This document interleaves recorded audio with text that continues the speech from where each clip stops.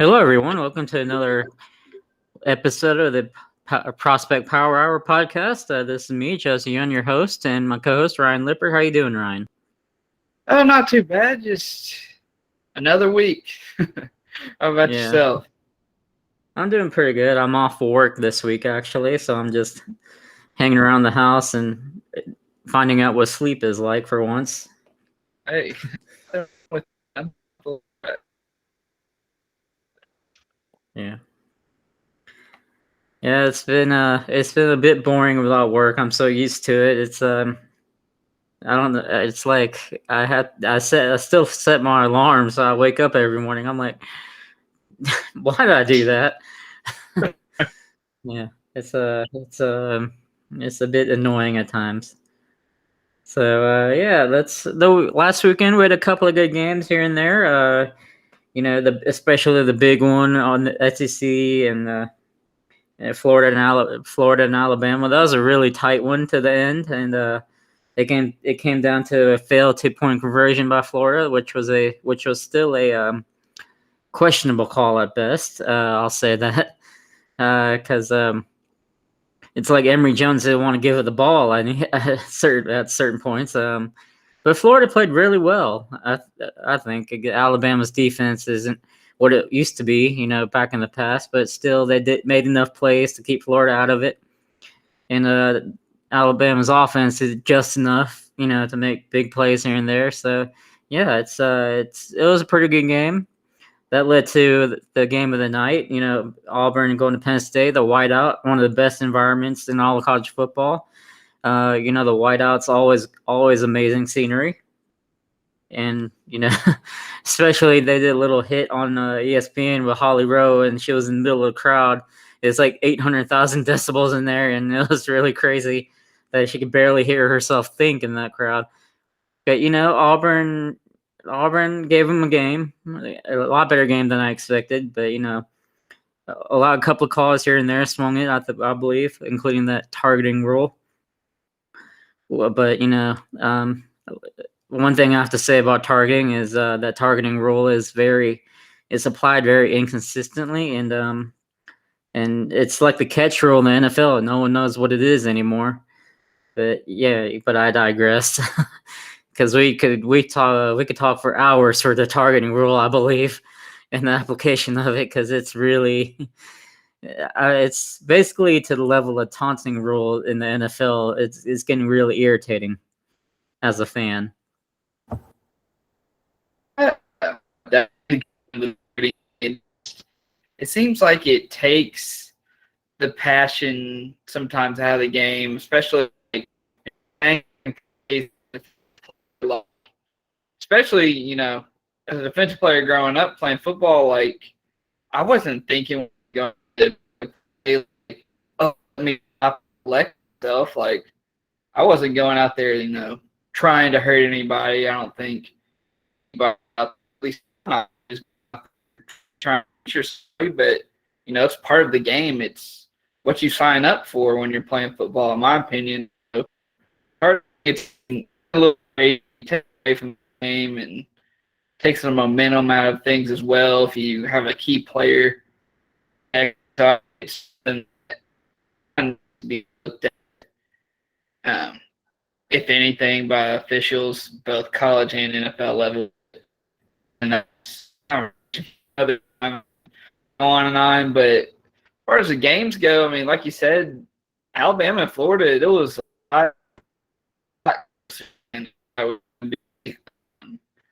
Florida, they made some plays to hang in there, and their defense looked good against the Alabama offense.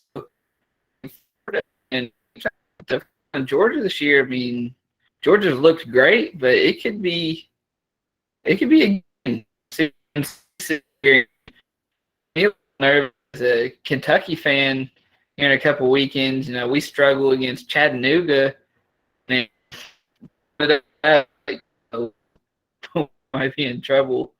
But then, like I said, Penn State, Auburn was the one. Hey, good now. Then you had also Big Ten. You had Ohio State. They were in a bit of I mean, they were in a close game with a smaller opponent last week, and it was I don't think them out in any game that they're in. But I mean, they could be in some trouble in some big games. That's some reason here. So I mean, I think college football it's wide open this year. I think we are playing really hard.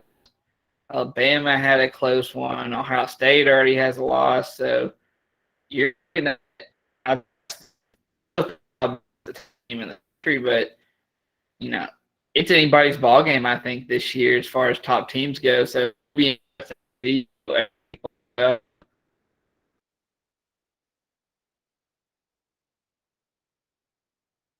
Yeah, the game I paid attention the most in the early afternoon was Cincinnati and Indiana. That was probably the most fun matchup of the day, of the early afternoon slate, because Cincinnati was playing around Indiana for a while. It was back and forth a little bit until Cincinnati ultimately won in the end. But Desmond Ridder, he's getting up there in the QB race. It might. He's not going to be QB1, but he might be in the top 5 before it's all said and done. In terms of QB big board, we'll see where that ends up. But another game I kept my eye on is the Pac-12 debacle of a weekend. I'll say BYU beat UCLA. Really, no, not UCLA, but Arizona State, and Fresno State beat UCLA, and a couple of bad losses for the Pac-12. But well, BYU is not bad this year, so neither is Fresno State, but they're not. They should be easy wins for Pac-12 teams. I mean, the joke is that BYU and Fresno State should play for the Pac-12 South title because they're all undefeated against Pac-12. And, Oregon is a clear class of the Pac-12 North, obviously, because Washington is another team we're going to be talking about later on in this show, and they've struggled. Cal struggled last week, and it's been a whole bunch of struggle bus for the Pac-12 in general this year. Unfortunately for me, as a senior scout for the area for Blitzalytics, there's not much pickings, as we originally projected to this year. So we'll see how that turns out. But enough about last weekend. We're moving on to this weekend.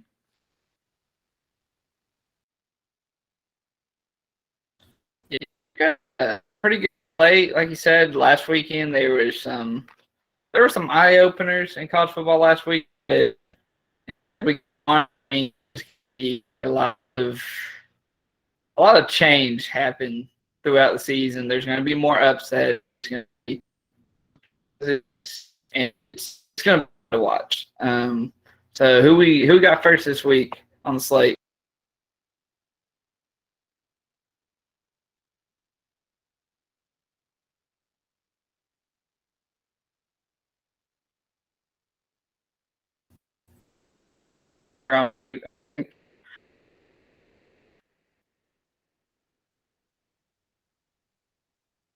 Joseph, you're on mute. Okay. Oh, sorry about that. Oh, well, we have Friday night football. Liberty and Syracuse at 8 p.m. on ACC Network. Syracuse isn't the highest level opponent that Liberty will face this year, and Syracuse is closer to firing their coach rather than competing for their division. I'll say that. So Liberty has a QB prospect, Malik Willis. He's in contention for QB 3 or 4 in the class. He's been getting to that level of hype. He's been playing pretty consistently this year from what I've seen of Liberty, but this should be easy win for Liberty, given Syracuse's dysfunction, I'll say. So I'd say about Liberty by 10 to 14. Yeah, I will say my team, even though it is Syracuse. For me, he's right in the contention, man. I mean, But I mean, when you look at pure skill and you turn on the tape, I don't see why Malik Willis can't definitely Sam Howell right now for me. But I mean, he just has it all. He makes all the good throws. He has not on. Oh, I mean, he could play at the Power 5 level. Forget who was in off game. They are like, I completely agree. They're like, Malik Willis was at Auburn at one time. I thought that after how Malik Willis has turned out. He's got a good offense around him, though. He's got a redshirt freshman. Lead team right now. He's also a kick returner. Probably you got to watch. And he's got a Colorado transfer tight end that got 19 years ago. So, I mean, he's got talent around him. And then defensively, they got a few defensive backs from Penn State. He's got another safety, Cedric Stone from Georgia State, and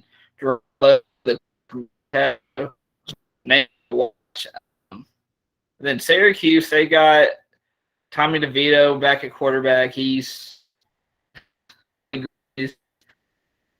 out the Mississippi State transfer Garrett Schrader, even though Schrader has a little playing time here. Vito has been the starter all year, but their offenses seem to revolve around their starter back. And Sean has over 300 yards and be 6 touchdowns on the season. So and then defensively, Syracuse, they're usually known for having a good DB or two. They got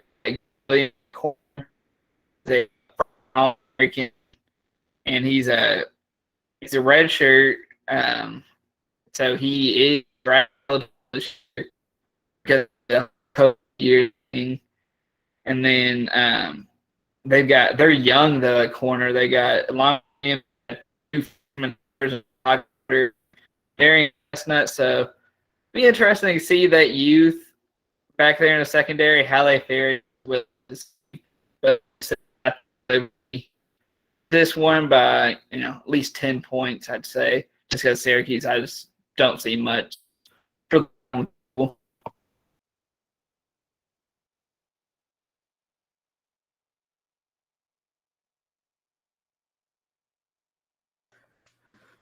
Yeah, it's I don't know. It's an early appetizer for the main course going on Saturday because there are a couple of good games Thursday and Friday, but this Saturday is a big one, big day. So moving on to Saturday, there's a big one to start us off.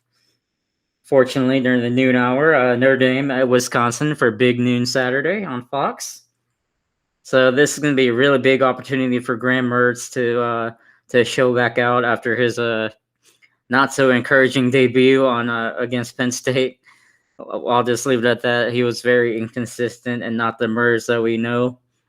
So against a really top tier defense in Notre Dame, which features my overall big board player number 2, Kyle Hamilton, the star safety. He's up that high right now. But compared to other people's big boards, he's like top 5, top 10 other boards. Right now, he's number 2 behind Kayvon Thibodeau, the Oregon edge rusher, in terms of overall big board position wise. So he's really special. Just go check out his highlights. It's insane, especially that interception that he had against Florida State, where he sprinted across half the field just to make that pick. That was crazy. I mean, you throw a pick like that, you just have to give props to the guy. I mean, there's nothing you can do as an opposing quarterback. Nothing really. Also, Notre Dame has their star rusher, running back Kyron Williams. He showed out last week against Purdue, where Purdue didn't get their drum in the stands, and unfortunately. Wisconsin has a couple of guys. Jack Sanborn, the inside linebacker, he's been there as well for a long time. He probably won't be the one to cover Michael Meyer, who's a true sophomore this year. he's probably tight end 1 next year going into it. And, also Wisconsin has a couple of receivers, Kendrick Pryor, Danny Davis III. They're legitimate weapons. They might be drafted on day 3, maybe early day 3, if not sooner, based on their offseason processes. But I think Wisconsin is at home, and I think Burris sneaks it out. I think Wisconsin by 7, but Notre Dame's going to make it tough on them because Kyle Hamilton, he's beyond good. He's a game changer on that defense. I'm not saying he's Ed Reed type anytime soon, but he's probably taller honey badger, I'll say. I honestly think at the end of the year, I mean, for my big board, he might carry for he's free. I mean, you mentioned that interception against Florida State was unlike anything I've ever seen from college. Safety. You compared him to Honey Badger. I mean, when you watch the highlights, what you see as a defensive back, and you don't get that very often, especially at the college level. So I see that the guy Williams, the running back, I like him a lot. Michael Mayer, I've been high on him for a long time. He'd be trying to just pencil it, etch it in stone. If somebody in the first round needs it, he's they got a couple line center, Jarrett Patterson, and the Marshall transfer at guard, Kane Madden will be names to watch. And they got rid of quarterback, Jack Cohn. He's a former Badger, so playing against his former team, that'll be short.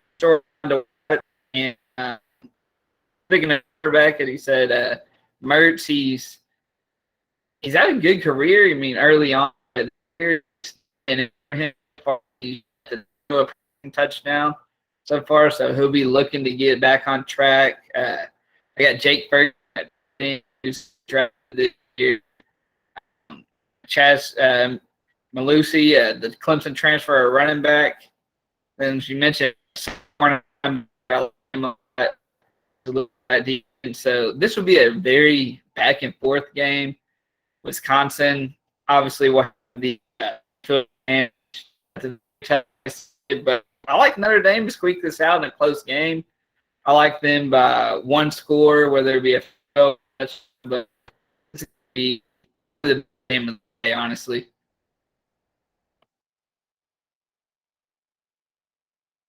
Yeah, we got a good one to start off the day with. I think it's at home where Madison, Madtown is probably one of the most underrated college atmospheres in all of college football. The fourth quarter jump around, that's always famous. That's always fun. I'm glad that's back. The fans are back in town. I'm glad for that. But moving on to another, underrated noon slate this weekend. LSU at Mississippi State. It's on noon at ESPN. I mean, that's a SEC battle, SEC West battle. That's probably a good one for second place in the SEC West this year. So LSU has guys as usual. Max Johnson, he's a freshman quarterback. He's been playing really well for them. Last week was kind of a bit of a bounce back game for LSU after they got beat by UCLA a couple of weeks ago. Kayshon Boutte, the star receiver, he looks like to be the next guy in that line. Of course, their quarterback, Derek Stingley Jr., he's probably the top cornerback on the board. But, Jay Ward, their star safety. Also Eli Ricks, their other 5-star corner. He's been really good for them as well. So I think all of these guys are probably first-round picks, probably first-round pick for first-round lock for Stingley Jr., and probably third or fourth round for the other two guys on defense. So Boutte is probably isn't on Jamar Chase's level, but he's definitely the next star receiver for the Tigers. As for Mississippi State, there's not much talent this year, but they do have an intriguing quarterback, Will Rogers. Excuse me if I can say it correctly. He's still he's still growing and developing in the Mike Leach system. And Mississippi State won last week, so he's been really good for them this year. So I think LSU will out talent them eventually, probably in third or fourth quarter.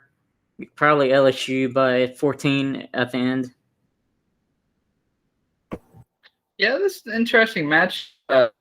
He's been up and down. They have some positions to figure out, not as much talent as they're used to having, but so each they got an offensive tackle this year, Charles Cross, who's going to be first round conversation this year. A couple years, while sophomore, he's up and coming in the SEC. I think next year he'll be one of the premier wide receivers. Kyle is leading receiver right now. Is a Cal transfer, so he's a guy to watch.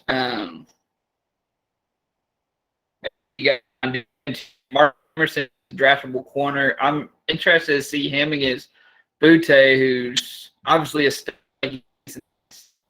great draft first round, so that'll be a fun matchup to watch. And then they got Jalen Green at safety, the transfer from Texas. Got on Johnson, and then other side for LSU. I mean, like I said, Stingley and Riggs are one of the better corners. Mike Jones Jr., the Clemson transfer at linebacker, along with Damone Clark. Those two guys. Neil Farrell on the interior of that defense. They got BJ, major battle in that secondary as well at safety, the Georgia transfer. And then they got with himself NFL roster as well. So be a thing for some teams that are frustrated with their LSU's the far more talented team. They should pull one in things have been this year, so it could be a good game at the end of the day.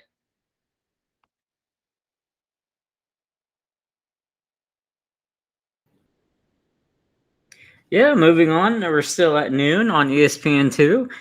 Missouri at Boston College, SEC at ACC battle. Underrated battle, actually. Missouri goes to Boston College. Missouri is led by Eli Drinkowitz, the former App State coach from a couple of years ago. He's still rebuilding, but they still have a really good quarterback named Connor Bazelak. He's really good. He won't be drafted this year, probably. I think he's not draft eligible until next year, so he's slowly building his case. But Missouri's kind of in between rebuilding and retooling a little bit this year because their new coaching staff didn't get there until a little while ago. So Boston College, they have the more prospects compared to Missouri, namely Zay Flowers, the star receiver. He's probably a day 2 pick for me right now. It's unfortunate that their quarterback Phil Jacovich got injured last week and he's out for the season.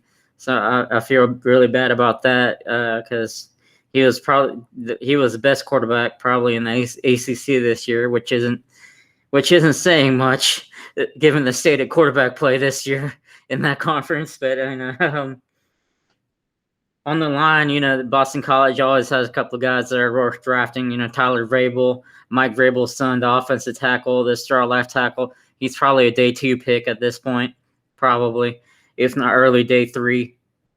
And of course, Zion Johnson, their offensive guard, he's really good. Alec Lindstrom, their center, he's the brother of Tyler Lindstrom, the former Boston College lineman. So, yeah, it's gonna be really fun for them. Offensive line, they're built well. Boston College is built well along the lines, as is usually the case. So I think it's gonna be really low scoring affair. Probably Boston College, since it is at Chestnut Hill this year. So probably Boston College by 3.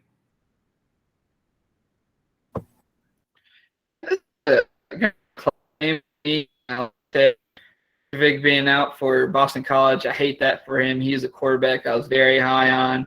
He's got very with see his play, but he's got Dennis Grossel replacing him, who's a redshirt senior. So at least it's big out in the systems of, throwing in a young backup.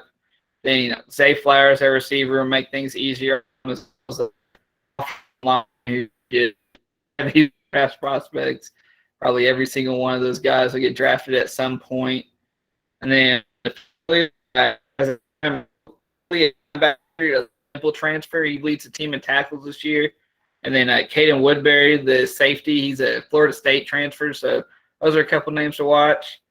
And then Missouri, as you said, Bazelak, he's been pretty good for them. But Tyler Beatty at running back, he's receiving now. So he's definitely a multi-use back that will be named pretty so far this season. Then on defense, they got Kobe Whiteside at defensive tackle. And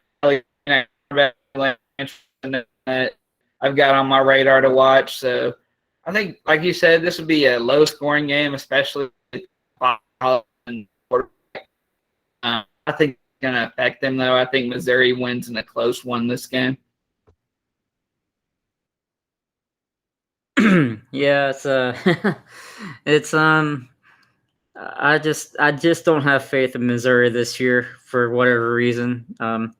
I guess it's just the SEC East is so too damn loaded for Missouri to compete probably for no higher than third. So I think Boston College by at least 3 or 6. Like you said, it's gonna be low scoring. But another game on the noon slate. This noon slate's really low key underrated this year. Loaded this week. SMU at TCU noon. Fox Sports 1. So that's gonna be a really good game. I think a classic Big 12 style shootout. SMU, of course, won on the Hail Mary last week in the former Oklahoma Transfer Bowl. So what's his name? I can't remember his name now. But they won on a Hail Mary. Yeah, Tanner Mordecai. They won on a Hail Mary. That was really fun. Of course, TCU has the former Oklahoma transfer tight end Grant Calcutta, who medically retired but came back this past season. So this season only. So he's kind of a flex tight end that you could slot out to the receiver. He's not much of a blocker, I'll say, but if his medicals are clear, I have him graded as a day 2 tight end for me right now, given he's past his concussion issues. And also Tanner Mordecai, he's a decent NFL prospect, maybe day 3, round 6 type flyer, type of backup quarterback you'll have, probably. Yeah, also, they have a low-key good running back, Ulysses Bentley. He's a freshman this year, so he won't get drafted for another couple of years, but he's been really good for them. Also, Isaac Slade Matatuya, he's I know I butchered that name. He's a transfer linebacker from Oregon. He's a veteran. He's played really well for Oregon in the past. He's a run stopper type of linebacker. He's not really well suited for coverage duties from what I've seen from his time at Oregon. So he's maybe a special teams type of guy. He'll have to make his presence known on special teams to make the roster. But TCU has, Max Duggan, their quarterback. He might get drafted day 3 when he's eligible. Of course, Trevion Hodges, their safety. Zach Evans, the sophomore running back, he's really good. So they have a couple of receivers as well. So I think SMU pulls off the upset in Dallas 4-4, even though they share the same town. Yeah, both of these teams have some good prospects to look at. TCU, keep out. Evans, that running back, he's been solid for them as well. I like their offensive tackle they got. two guy to watch for it, offensive tackle. J.D. Spielman, the Nebraska transfer receiver. Then look, as he said, Hodges Tomlinson on defense, the defensive back, and he can put some pressure on the quarterback. Like I said, SMU has and Grant Calcutta. That'll be a nice little duo for them to have throughout the season. He's a good back. Junior as well at receiver, who could be a name to watch for some bowl in this year. Jalen Thomas, I think will get drafted this year. And then on defense, and they got a Stanford transfer, Mike Williams at nose, and a Colorado State transfer, Brenton Cox.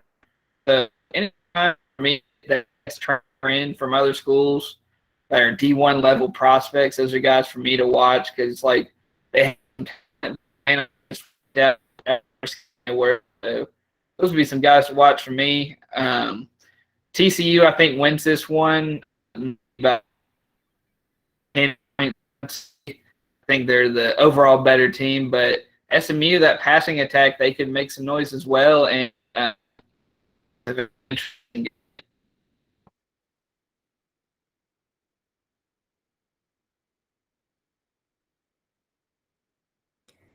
Yeah, it's I don't know.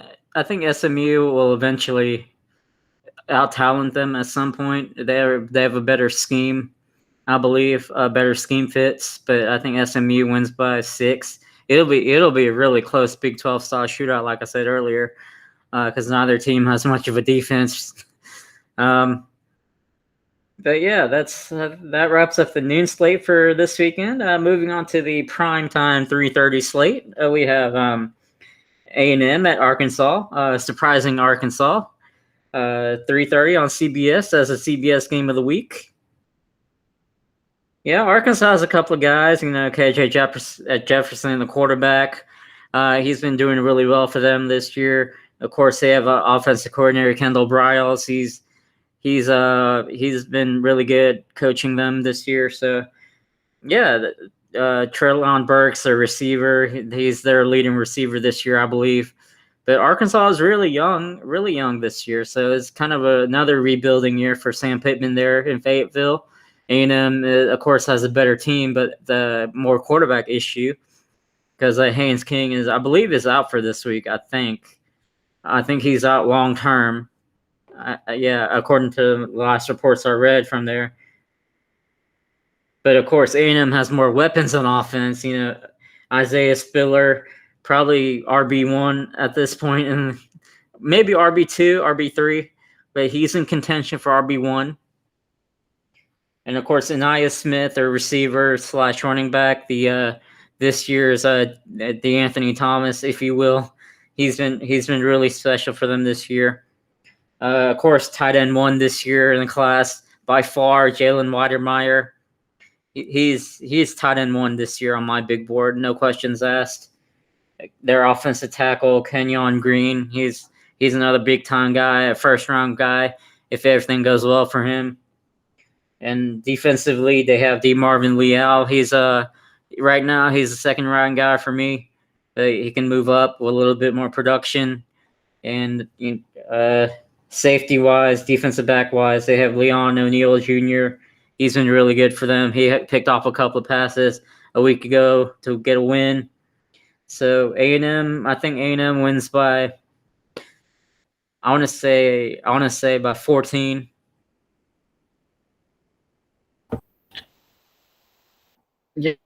Yeah, fun game for SEC country. I think Arkansas, they've been the surprise of the season. Treylon Smith at running back.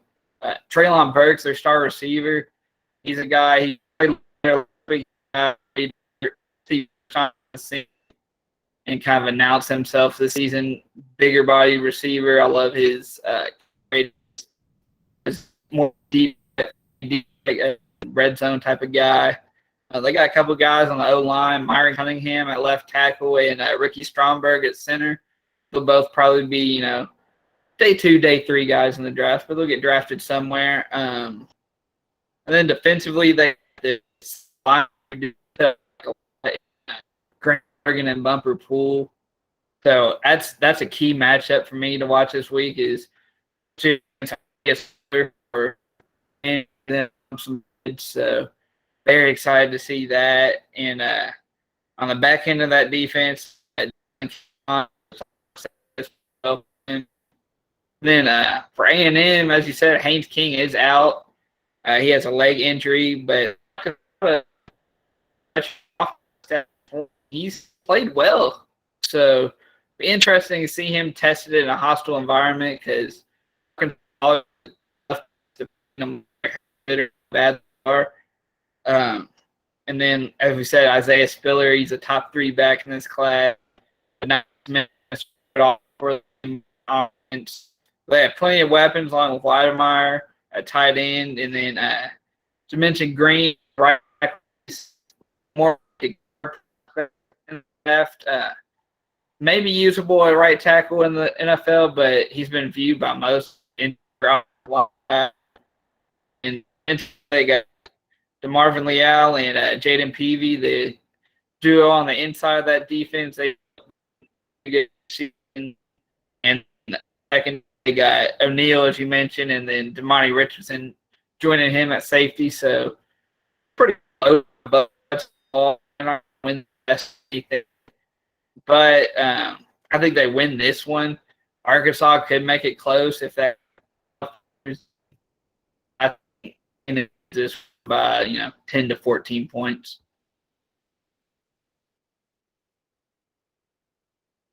Yeah, it's gonna be probably it won't be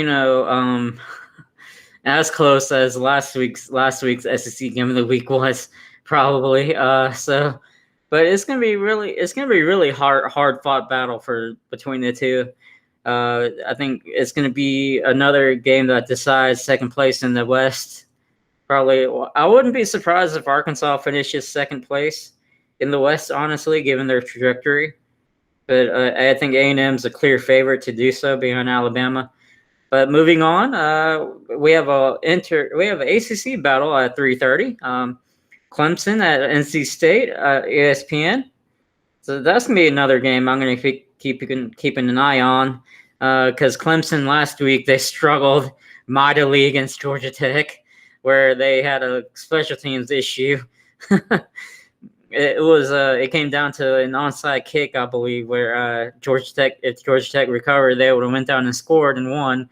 But Georgia Tech had a couple of chances to pull off the upset in Atlanta. Clemson is struggling this year. I think Georgia broke them really badly.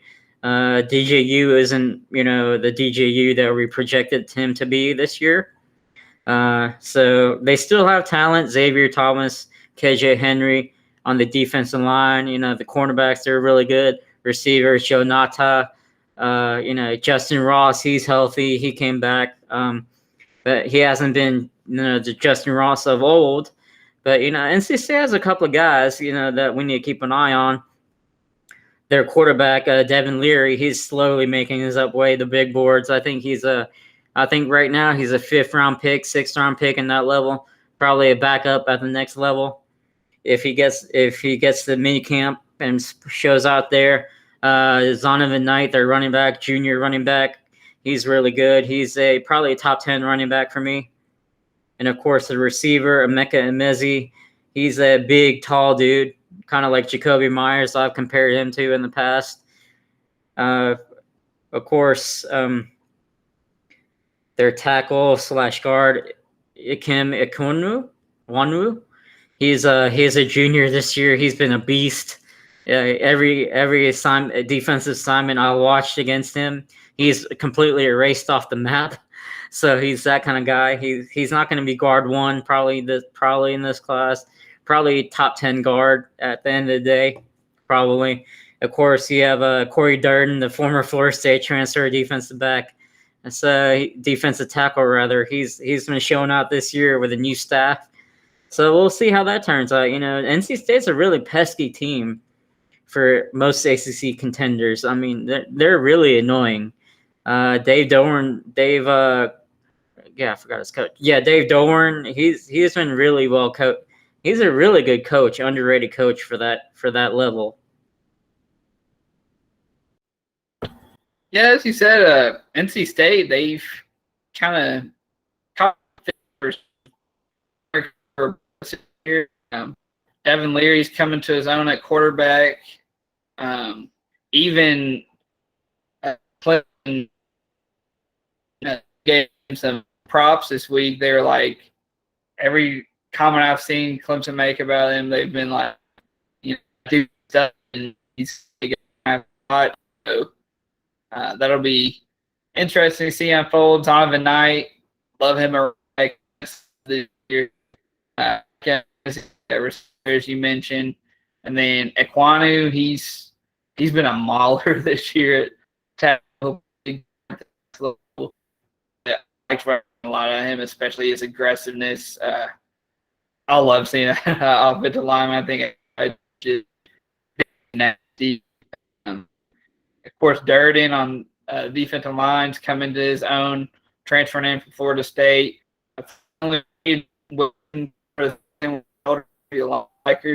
So I hate that for him. He's a guy that I had high on my radar. Disappointing. DJ Ukulele at QB, he seems a lot of to do. Yeah, now myself included, I had high hopes for him this year. I thought he was going to step right in. I didn't think he was going to be the next very good Clemson quarterback. And I mean, he has the weapons. He has Justin Ross, Frank Galloway at tight end, so he doesn't really have much excuse. I mean, he's just got to step in. And he Matt Bockhurst at center. He should be a guy that should be drafted. Then also offensive line, earning the star Walker Parks. He's from Lexington. He was a Under Armour All-American. So he's got years. And defensively, they got big Brian Brees, a defensive tackle, and they got Miles out with a torn bicep. So but they've got plenty of guys to for him. Like two senior linebackers and James Skowski and Phelan Spector, and then they got good. Sheridan Jones, and then Nolan Turner, the free safety, like him a lot. So Clemson, many guys are going to be drafted next year. Like, don't get it twisted. We're going to hear Clemson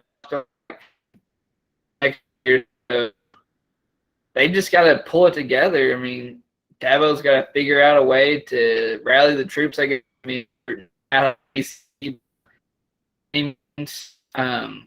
think they pull it together this one. I think this is a game for them to backtrack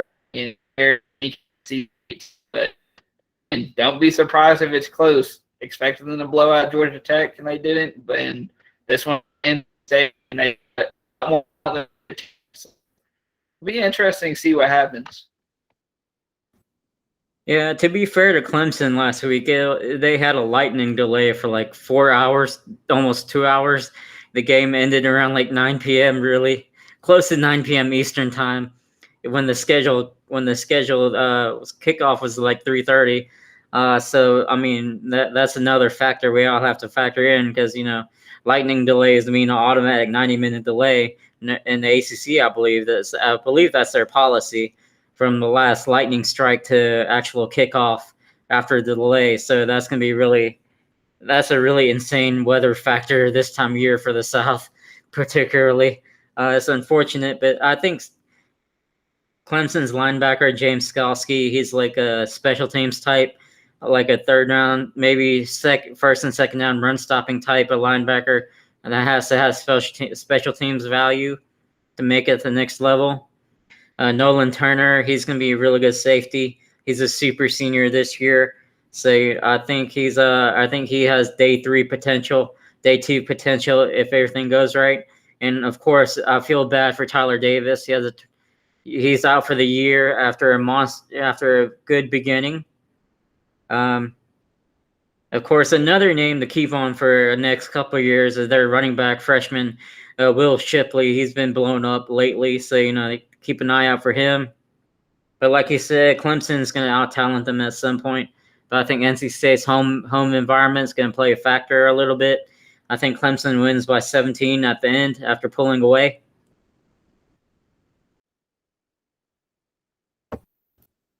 That game got an interesting game in the SEC East. Alabama to the wire, playing against the Tennessee team that they're going to be good for a little while.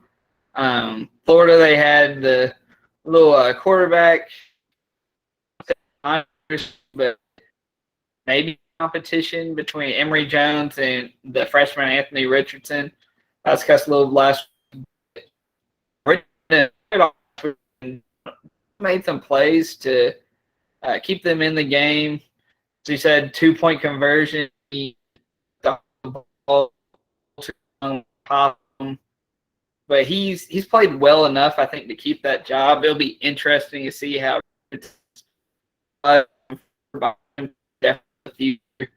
but he's got a couple of receivers, Jacob Copeland and Justin Shorter, that are maybe undrafted free agents. They got a duo at running back, Malik Davis, and same amount this year. Defensively, they got 2 edge rushers I like, Jeremiah Moon and for them as well. Unfortunately, Ventral Miller, a linebacker that I was very high on, about stepping in for him. He's been their team leader in tackles this year, so he's done a job. Back will help fill the void. As we know, Florida always has a good corner. He'll probably be second corner off the board, or at least in the conversation for it behind Derek Sting. Corner, so that'll be an interesting name to watch as well. As he's the young upcoming guy that they've got a very good defense, as I think SEC football is known for. I think he has much of a chance. I mean, they got Hendon Hooker that's played better than Milton did at quarterback.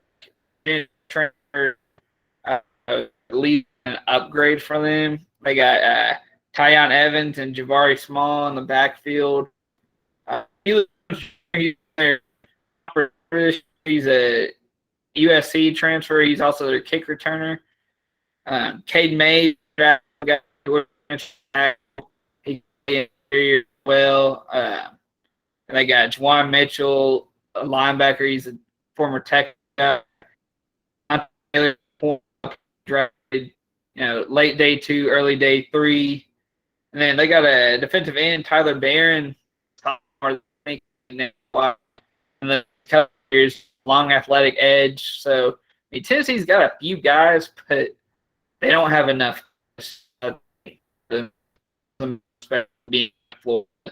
this week. Yeah, I think Florida is going to out-talent them at the end, and they have much more talented quarterbacks. So I think Florida is going to win by at least 14. It's at the Swamp at night, and of course Tennessee is not even Alabama, so I don't think it's going to be competitive at the end.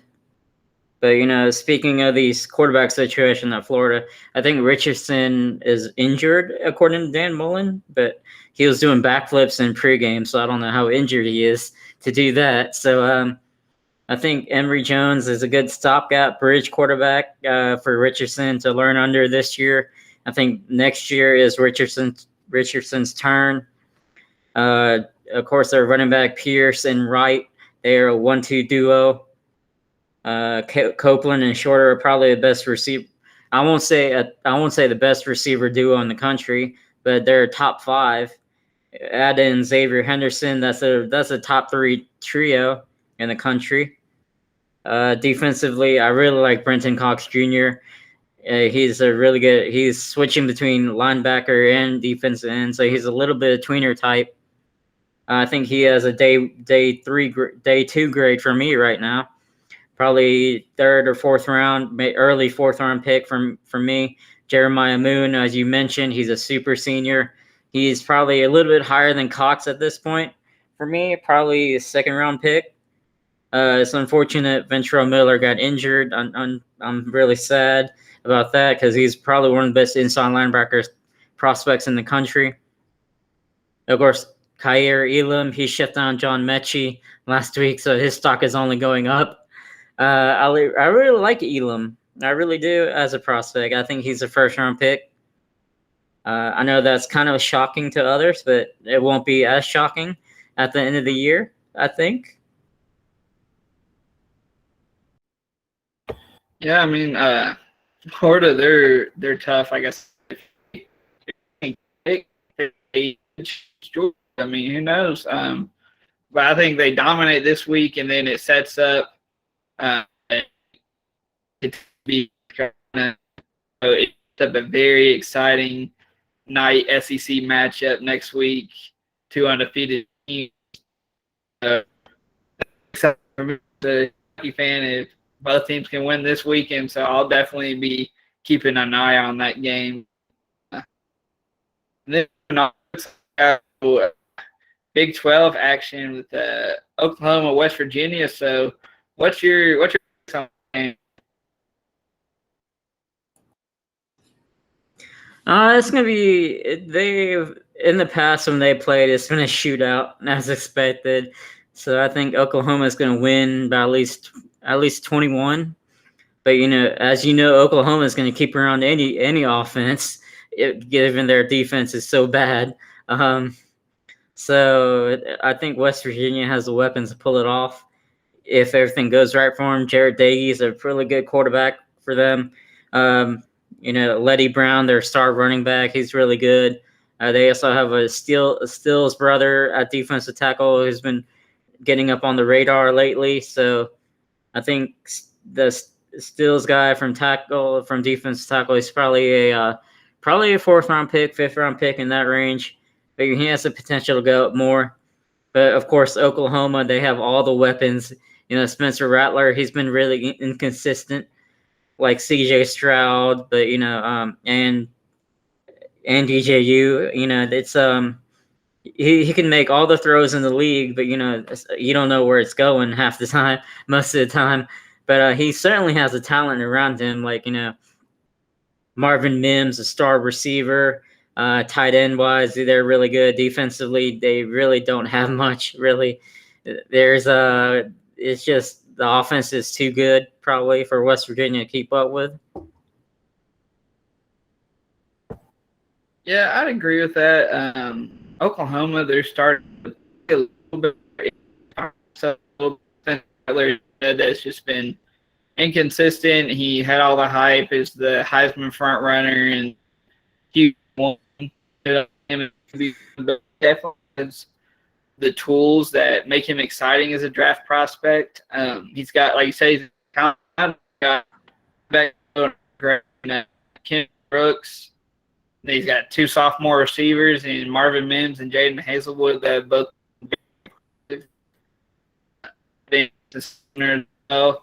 Then defensively, they've got Nick Bonito off the edge.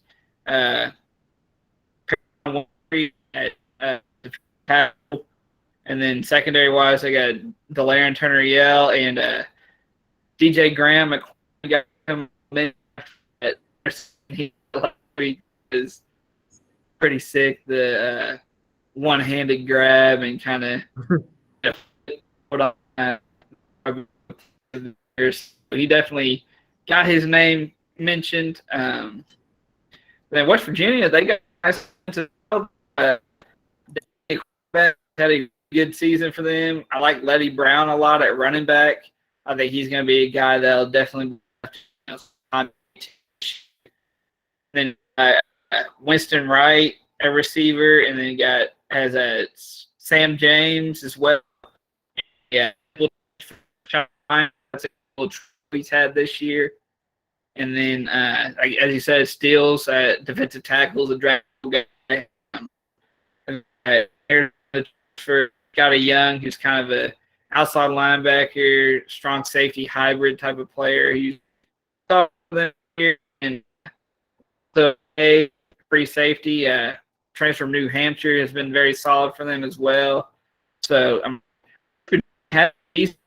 Really good against Virginia down the stretch last week. But I think Oklahoma, it's at Oklahoma. They've got weapons. Eventually probably wins the Big 12 this year. I mean, they've got the weapons. I think you can only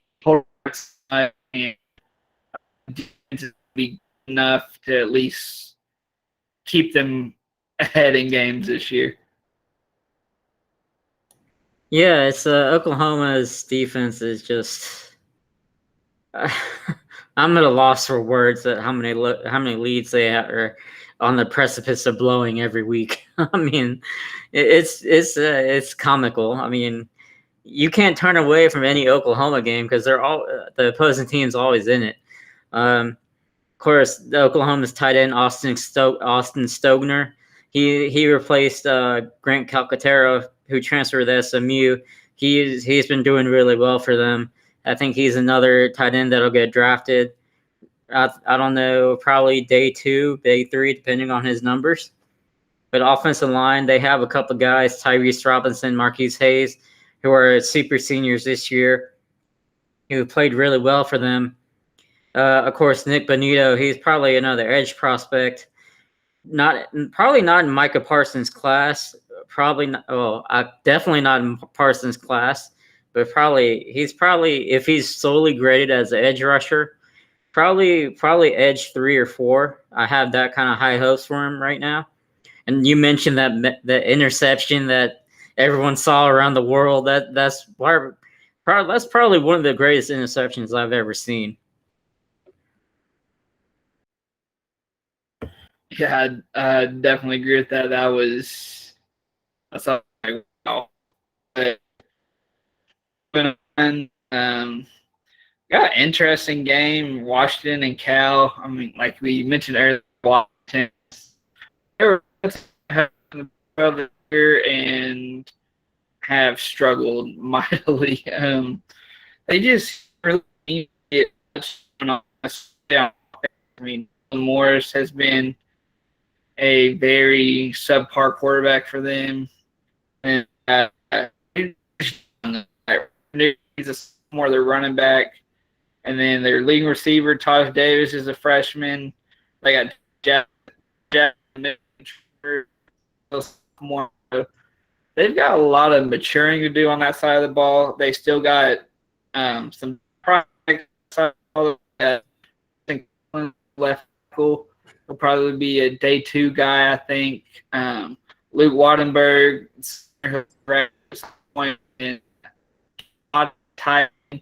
He's a solid tight end prospect, probably, between 5 and 10 at the Edifwan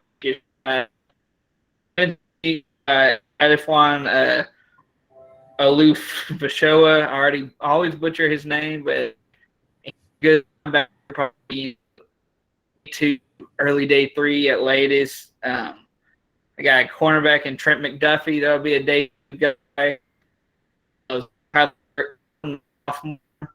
Then they got a nickelback, Brendan Radley Hines. There's an Oklahoma transfer. I think this would be a game for Washington to maybe pick up a win, sneak out. Which has been so at quarterback. They got a sophomore running back, Damian Moore. year. They also have a Michigan transfer receiver, Kakoa Crowder, and they got Kwani Ding, who I like a lot at linebacker, probably a day 2 guy as well. Don't see as much at Washington either, but at least they have some guys out of this.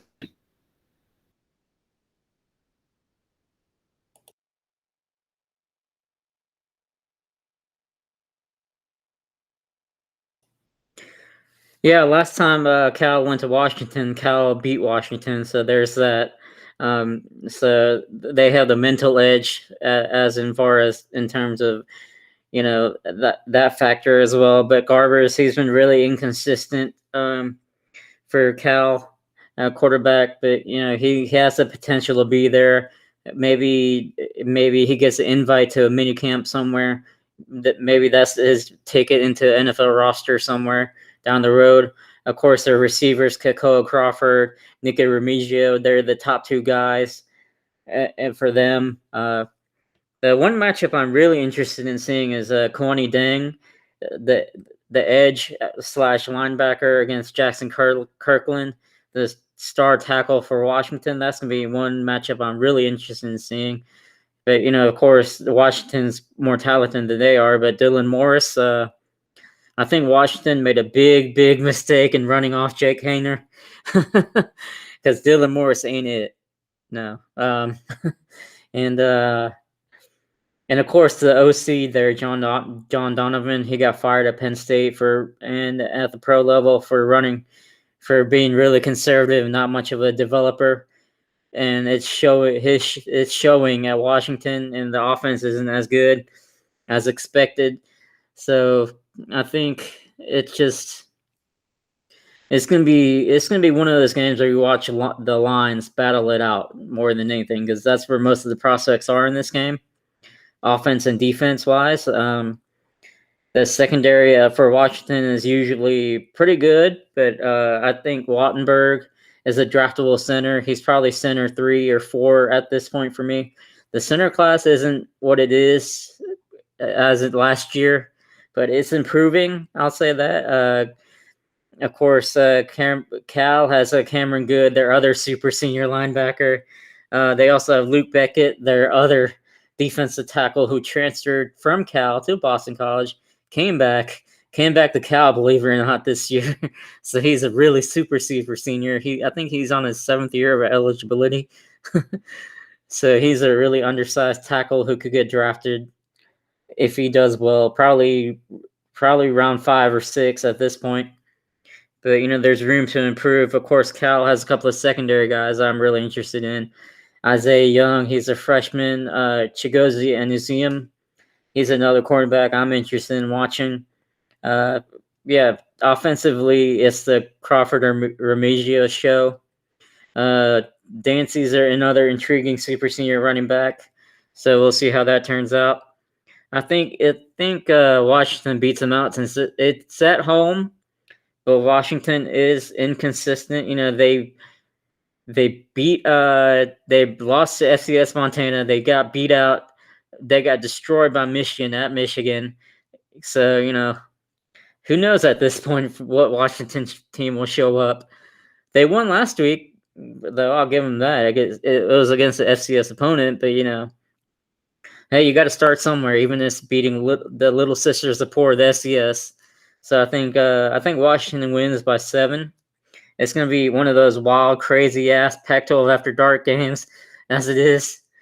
So I think that it's just Washington. Yeah,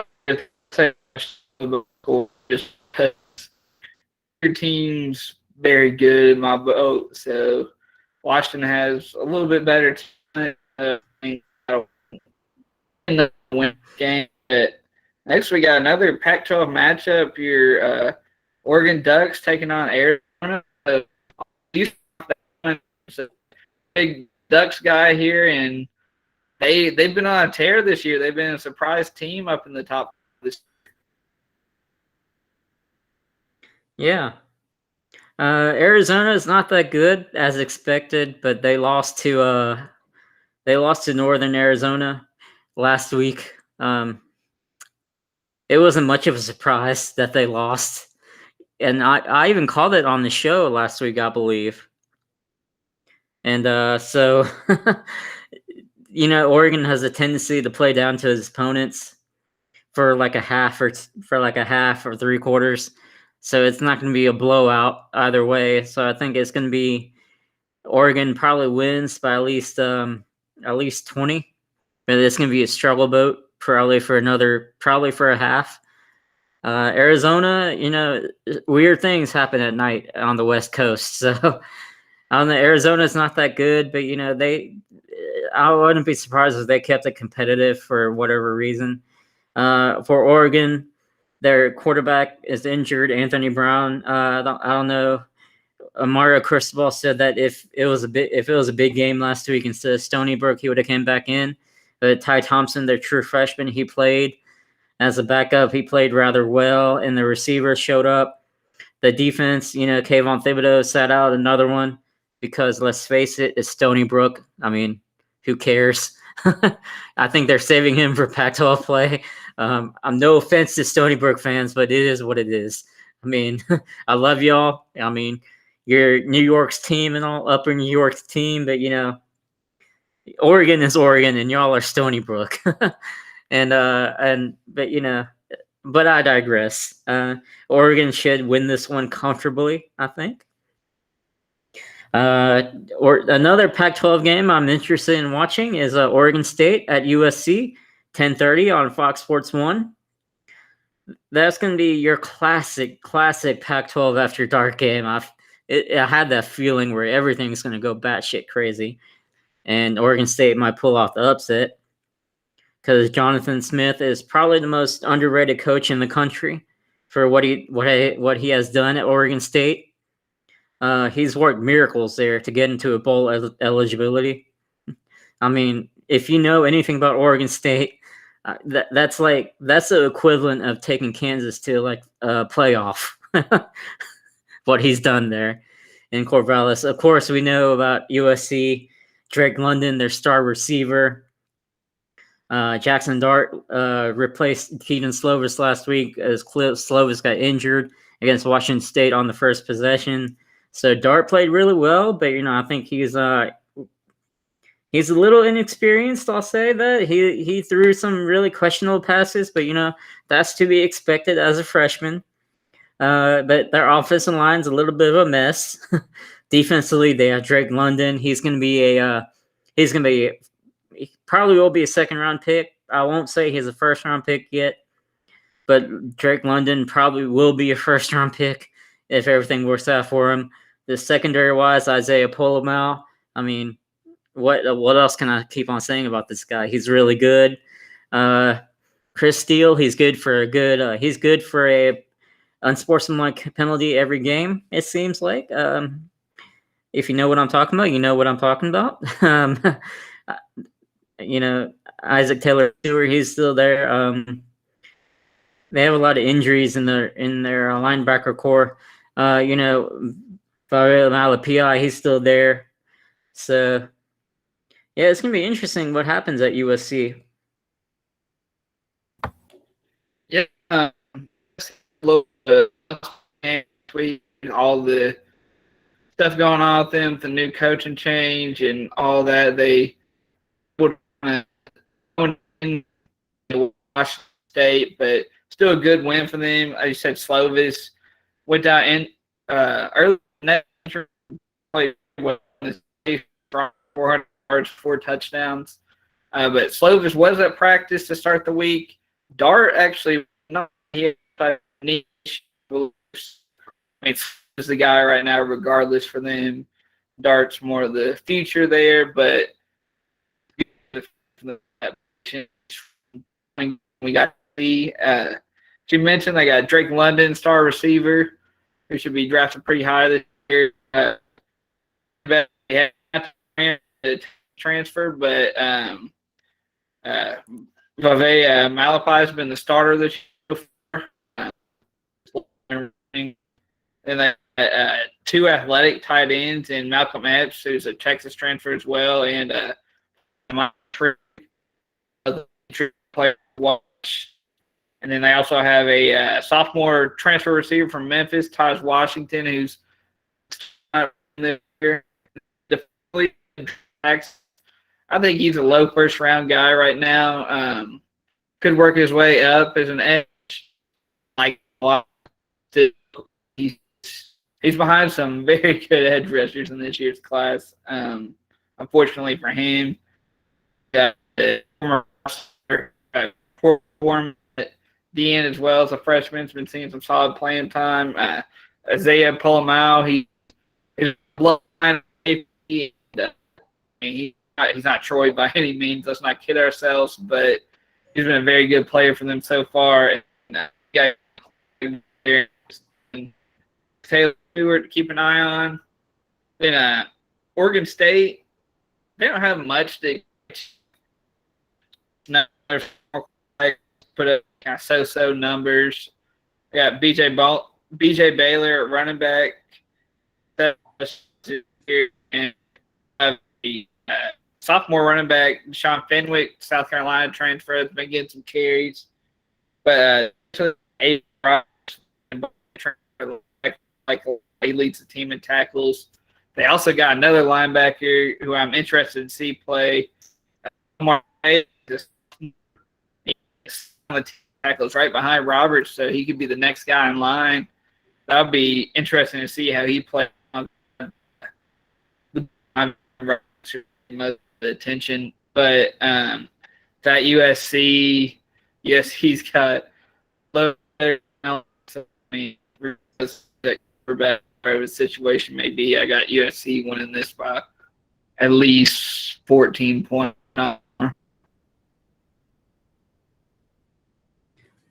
Yeah, I think USC is going to eventually overcome them with talent. Also factoring in the coaching situation they have going on, probably USC by 10, at least 10. But USC has a couple of guys, running backs. Keontae Ingram, the transfer from Texas. He's really been like a change of back guy for them so far this season. Also, a couple of receivers that no one seems to be watching. Gary Bryant, he's a sophomore this year, so he'll be eligible next year. He really blew up during the Washington State game last week. KD Nixon, the Colorado transfer, the super senior. He's on the smaller side at 5'7", 190. So we'll see if he can, work out of the slot more at the next level. So it's going to be really, I think, Oregon State will give him a game at least for a half.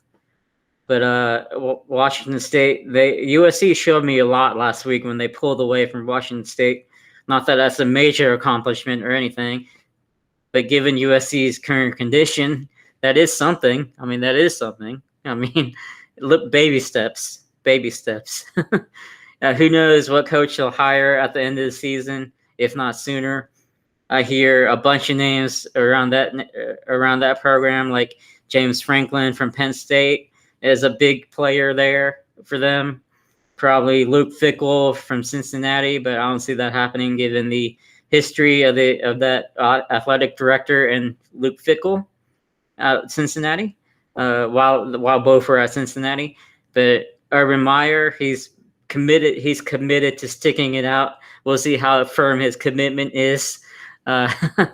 So given the conditions in Jacksonville, free Trevor, please, free Trevor, # free Trevor. So I don't know. This weekend's slate, we have a bunch of good games up and down, early, middle, late night. It's loaded. You'll have to have multiple screens to watch all of them. So, I will. So, West Coast, Pac-12 after dark. That's my time of night, baby. I would stay up until like 4 o'clock in the morning, watch some weekends watching these games because I'm crazy like that. So, do you have any closing thoughts, Ryan? Like you said, not games away like top 10, matchups. But we got some that'll have on different races and just state of college football in general, which has been changing a lot this season. I mean, you got like team playing that early. I mean, it's like I said earlier in the show, it's wide open. Try to see any team make a push this weekend as well. Yeah, Alabama showed that they can be beat on the right day. I mean, they're not really completely invulnerable just yet. They still have a little pieces here and there that need to be worked in. Like quarterback Bryce Young, he's not to his level just yet. So there's a little bit more coaching transition to go there. The offensive line is a little bit in work in progress. The defense is, a little bit work in progress. But, I think it was a wake-up call for them going against the top-tier competition in Florida at Florida. I think that'll really go far in their development this year. It's still Alabama and Clemson and possibly Oregon as the three locks for the playoffs, if we have to do playoffs now, with the fourth being the second ACC team, whoever finishes second place in the conference championship game. Because I don't see Oklahoma beating out the second ACC team, given the strength of schedule there, unless the SEC completely collapses, which I don't foresee happening. The NFL, they have a couple of good games this week, especially Monday night. Philly against Cowboys. That's the old NFC East rivalry. So it looks like the game of the week is probably Tampa Bay at the Rams at 4:00. So that's gonna be really interesting to watch. The 1:00 slate's full of the usual muck. I'll say Thursday night, that's gonna be a blowout. I think Carolina at Houston. Carolina's defense against Houston's rookie quarterback.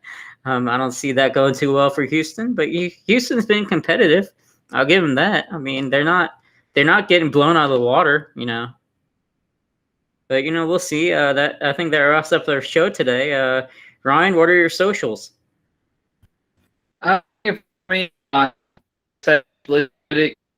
You can follow my stuff as well as Joseph's and all of our other great scouts and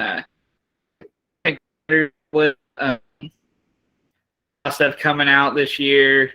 The NFL and college football both going on right now, and all me at Lippert 42, and also Steel City Underground. I'm as well there. I do a lot of the opponent scouting reports for the Steelers there, so check out our content. But about me.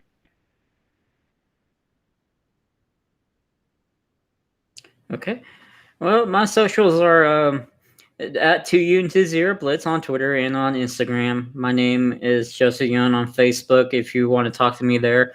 My DMs are always open on Twitter if you want to talk. I write for Around the Block now, or as a little side project, but you can follow me there as well. Also, I write big feature articles on Blitzalytics and also on the Senior Scout, like I mentioned, for the West Coast on Blitz as well. So, all right, everyone, that wraps up the show this week. Have a good week, everyone, and please stay safe out there. And we'll see you guys next week. Bye.